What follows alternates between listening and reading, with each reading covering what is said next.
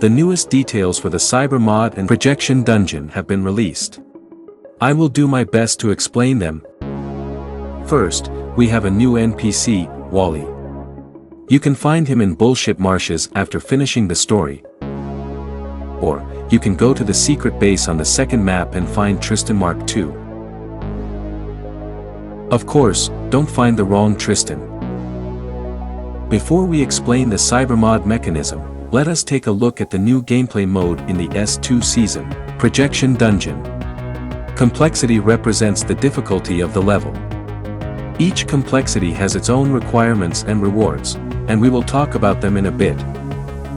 If there are both a Helxer and Projection Dungeon on a certain map, you can click the arrow on the left to choose which one to enter.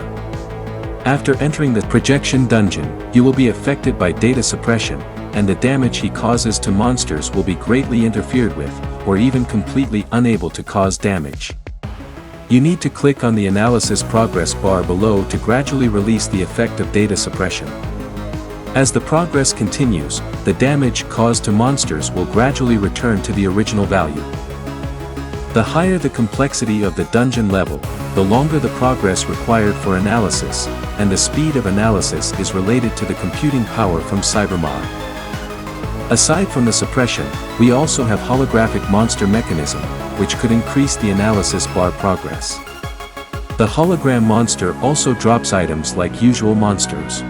And if your analysis progress bar is full, the hologram monster on the map will be cleared all at once. After you clear the dungeon, aside from the original treasure chest, you will also get an additional holographic treasure box. It can only be opened with a holographic key with an upper limit of 12.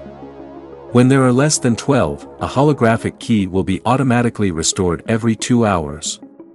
So it's basically a stamina concept in other games. By the way, you can spend sapphires to get more keys. The rewards for opening holographic treasure chest are chips and Esotech fragments, which will come in handy during Cybermod. Now back to Cybermod, enhancing normal equipment with Cybermod will grant it computability. The total computability value of the equipment worn will be displayed in the upper right corner of the character backpack page. To turn a normal equipment into Cybermodded equipment, you will need Esotech fragments, similar to Helxer Infusion. You can get both Esotech fragments and chips from these sources. You can use chips to further increase the computability of your equipment.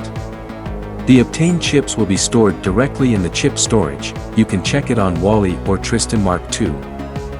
Each chip can increase the properties of Cybermodded equipment and come with special effects.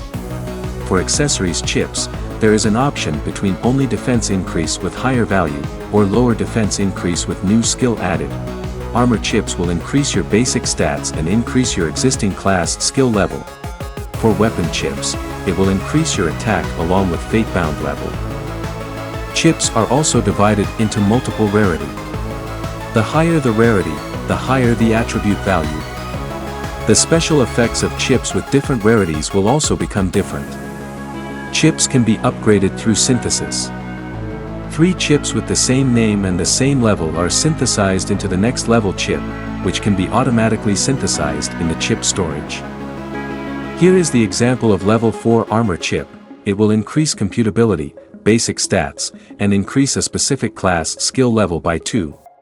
For weapon chips, the example here increases attack by 80 and fate-bound level for Soul of Arch-Knight, but the fate-bound has to be existing in the cyber-modded weapon. The cyber-mod process is the same as my previous video, which will be taking out one of the selected modifiers. One last thing, this is how new Apex system looks like. We can pick one out of many options to give us extra effect.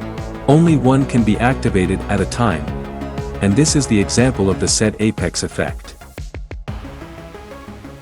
And, that's it for the video.